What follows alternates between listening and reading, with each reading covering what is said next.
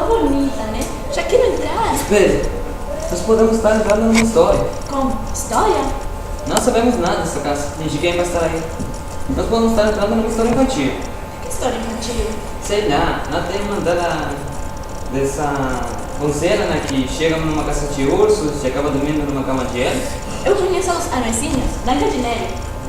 A casa de 7 anões e Branca de Neve ficou morando com eles, até que uma bruxa bate na porta com uma maçã envenenada. Vamos combinar o seguinte: você só dorme na cama comigo.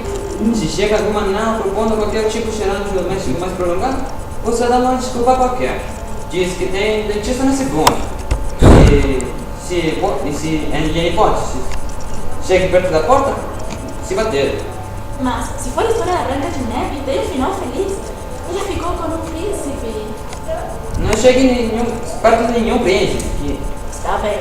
Vamos entrar? Espere, nós vamos estar entrando no mistério de Chekhov. Chekhov? Russo, século XIX, grupo de pessoas reunidas numa casa de campo durante um fim de semana de verão. Era como é. E como vamos fazer para saber se uma história do Chekhov ou não? Se todos tiverem nomes russos, falarem muito, parecerá não dizer nada, mas podem se revelando aos poucos. É do Chekhov. E há algum perigo? Se você envenenar, não. Pelo contrário, comeremos muito bem. E se surgir algum nome, será certamente decadente e provavelmente potente. E o único risco é sairmos daqui conhecendo mais sobre a condição humana do que precisamos.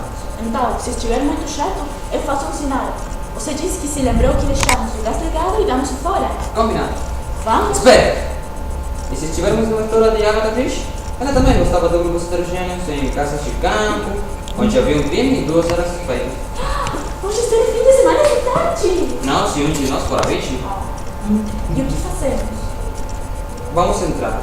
Se todos tiverem nomes como Nígio, Milicen, o mordomo parecer culpado demais e estiver faltando um dos fracos da areia, não damos desculpa nenhuma, saímos correndo. Certo.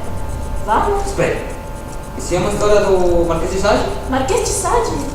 Um grupo de despaços reunidos numa mansão, com virgens adolescentes, prostitutas, para que de deboche e tortura. E como devemos nos comportar? Vale as mesmas instruções da história infantil. Nada de dormir na cama de outro e não aceita proposição de nenhuma, não. E você? Fique longe das virgens adolescentes. Já começou a me controlar?